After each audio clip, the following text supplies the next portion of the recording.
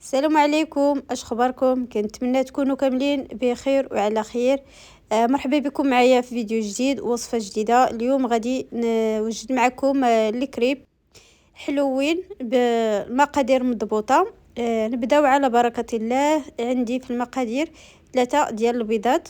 المهم البيض هنا عندي البيض شويه كبير، تقدروا تستعملوا غير 2 البيضات، ماشي بالضروره 3، ولكن الوصفه فيها 3 ديال البيضات و3 المعالق ديال السكر سنيده، و2 معالق كبار ديال الزبده مذوبه، و2 اكياس ديال السكر فانيلا، قبصه ديال الملحه.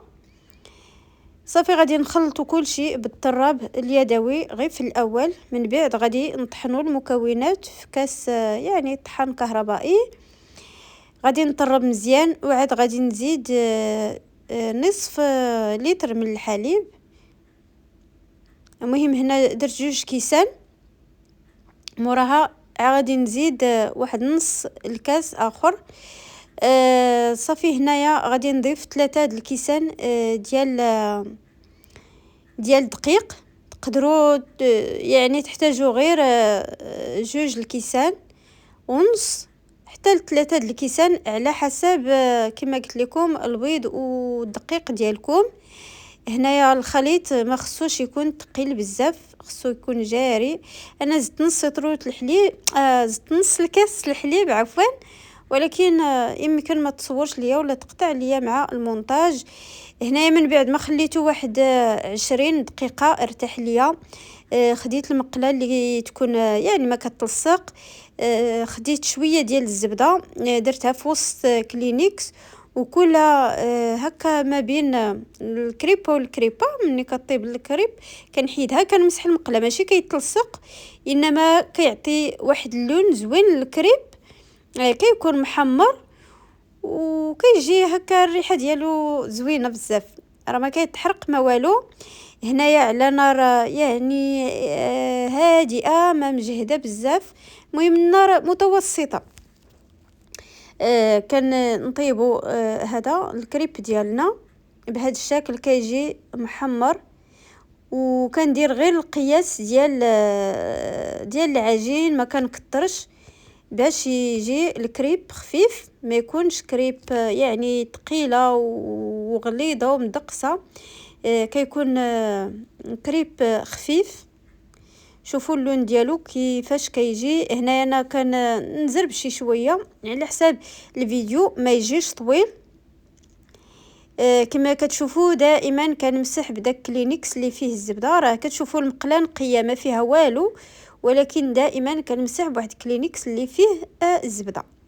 هنايا من بعد ما كتحمر كتبان في الجوانب باللي صافي طابت، كنقلبوها كيولي غير اللون ديال الكريب ذهبي، ماشي كيكون محمر بزاف. خصو يكون غير اللون هكا صفيفر يعني مذهب. صافي غادي نستمر بحال هكذايا حتى كنطيب الكميه اللي عندي. كنخليه من الوجه يطيب شويه، وعاد غادي يعني نحيدها، نستمر حتى نسالي الكميه اللي عندي، وعاد نرجع معكم. شوفوا الكريب كي كيكون خفيف بزاف. راه تقدروا حتى زعما مني حتى تبداو طيبوا الخليط ديالكم، ما عرفت مالي اليوم تالفه.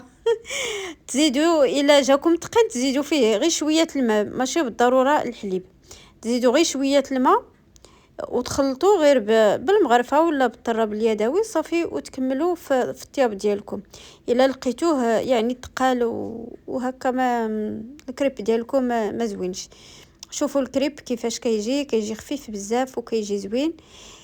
كنتمنى الا وصلتوا معايا حتى لهنايا ما تنسونيش بواحد اللايك والتعليق والبارطاج مع الاهل والاصدقاء والاحباب ديالكم، وخليكم معايا حتى نسالي الفيديو وتشوفوا الكميه اللي خرج ليا في هذا. المهم غنستمر انا حتى نكمل.